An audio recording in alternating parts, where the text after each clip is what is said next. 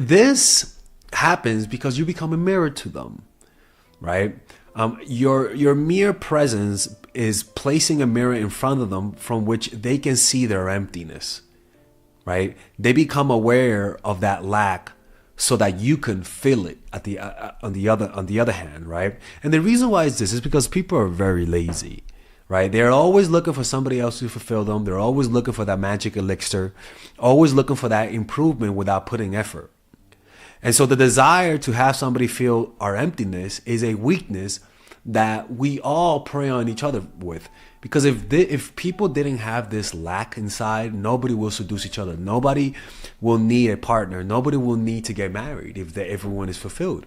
People only fall in love and only deeply and obsessively fall in love when there's a lack in their lives. It's just that simple. Without that lack, I don't care. You know, if you're a moral person, then too bad for you. Too bad for you, right? Because even Jesus said, all of you that are weak, all of you that are unhappy, come to you. Jesus didn't say, all you happy motherfuckers come over. No. He wants, even Jesus said, from the mouth of babes comes the kingdom of heaven. Give me your weak, give me your lame, and give me your this, your that. And the reason why that is because the unfulfilled, the ones that need something, are the ones that are easily seduced. The ones that are seduced are the ones that want to be seduced. So there's plenty of people that this works on. This works on you, this works on me. In fact, the feeling of insecurity is a very thrilling feeling because you have no control over it. And that's what makes it so much fun. If you let go of the control and are not afraid to get hurt, these type of experiences are very, very, very pleasurable, right? So remember, the insecure and unhappy are the most common emotional voids that people have. Insecurity and unhappiness, right? And because of that, they are suckers for validation. I'm a sucker for validation. If you're a hopeless romantic, you're also a sucker for validation. And it's very difficult to disguise this. It's very hard to disguise this, right? And so by you filling that void, you have a lot of great power. And this is the funny part, right? Is the way to do this is just be honest. And let me explain to you guys, right? I bet you guys, what the fuck does he mean honest? I never heard him say that word. This is what. When like I said, people are hypersensitive to you when they like you, okay? They're hypersensitive. They see things that are not there. They even notice your little facial expressions.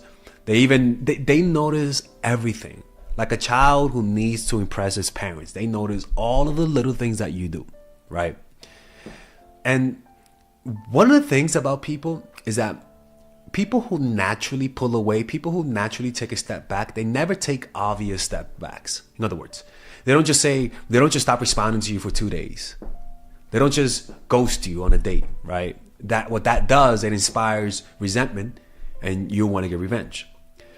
The pulling away that partners do when it's a good relationship is subtle. Maybe you notice them hesitating to kiss you. Maybe they don't sleep over as much as they used to.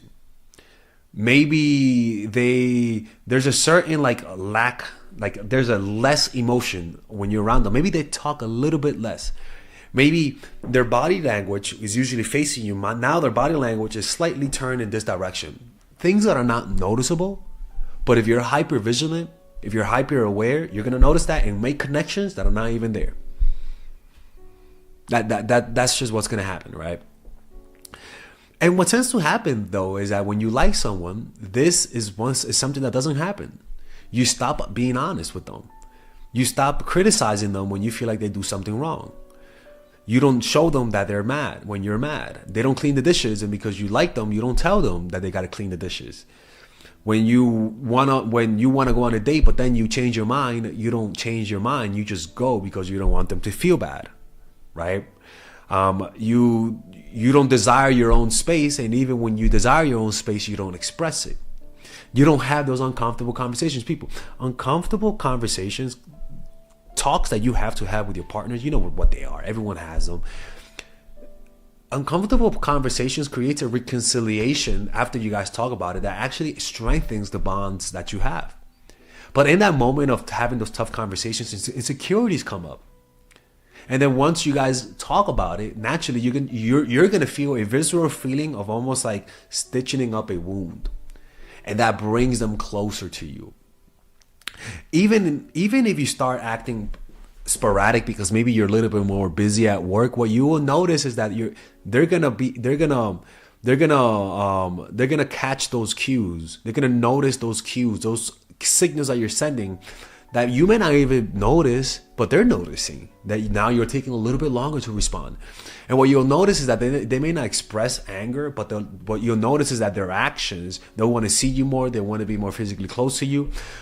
You just notice that they're just more aggressive, right? And this is why. When you feel insecure, your body goes into fight or flight, right? And one of the things that happens with people is that when they feel insecure, they start getting aggressive. They aggressively try to regain your attention, aggressively try to win you over. And that's what I'm talking about, when they start being romantic and they start doing things that you wanted them to do before. All right, if you guys enjoy these videos about stoicism, dating, relationships, self-help, moving up in life, I would recommend you guys check out some of my courses that I have for sale. These courses are courses for men and women. For example, Nice Girl, Nice Guy is a course about how to become more assertive. Natural Chemistry is a course for women that I have on how to develop strong relationships. Dark Game is a controversial course that I have for guys on how to attract women in their life and keep it. It's not as dark as it seems, but we do talk about some dark psychology in here. Psychological Game of Attraction is a course that we made for women who are single. And as you see, we have a course about how to develop charisma, emotional mastery, which is a course about how to develop a meditation practice and how to improve your emotional life, to become more resilient, to not let rejection hit you so hard, to be able to bounce back from failure. I have a course called Nice Guy, which is a course for guys who are single and guys who want to be able to develop more assertiveness training, right? Most of these courses come at $99. And there you could also purchase the bundle where you guys can purchase all of the courses in one go at a discounted rate, right? We have a bundle for women and a bundle for men. So click in the description down below to check them out. You could browse around and see the courses that you like. And if you don't like them, you guys can ask for a 30-day money-back guarantee, and I'll give you guys the money back, okay? And in fact, we actually have a new one for women right now we're developing. It's called The Feminine Woman. So if you're a woman watching, this course is specifically to help women become more feminine, to embrace their feminine while embracing their masculine energy. And I'm actually going to make a course for that, like that for men, which is called the Masculine Man, which is a course on how to develop masculinity and develop masculine energy, to attract women in your life, to attract business success in your life, to be able to be better socializing, to read people better. It's truly an all-around course. So if you guys want to check out those courses, click on the description down below where it says purchase the courses, and I'll see you guys inside. Bye-bye.